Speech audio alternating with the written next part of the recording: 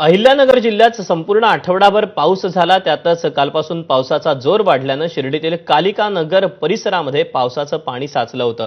त्यामुळे अनेक घरांमध्ये पाणी साचून होतं। अहिल्यानगरच्या देवटाकडीत खरड कुटुंबाच्या घराला पुराचा पाण्याचा वेढा पडला। जण होते मात्र पत्र्याचं घर असल्यामुळे आणि घराच्या दोन्ही बाजूला विजेचे खांब असल्यामुळे तिथं झाडही असल्यानं हेलिकॉप्टरमधून शिडी खाली सोडण्यात आली। मात्र भीतीमुळे कुटुंबातील कुणीही त्यात बसलं नाही। त्यानंतर या कुटुंबाला बाहेर काढण्यासाठी एनडीआरएफच्या पथकाला पाठवण्यात आलं।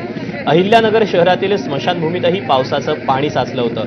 त्यामुळे पुराच्या पाण्यातच अंत्यविधी उरकण्याची वेळ इथल्या नागरिकांवर आली। तर तिथे नेवासा तालुक्यातील सोनई गावात ढगफुटी सदृश पाऊस झाला। नेवासा शेवगाव तालुक्यांना जोडणारा पूल पाण्याखाली गेल्यानं अनेक गावांचा संपर्कही तुटला।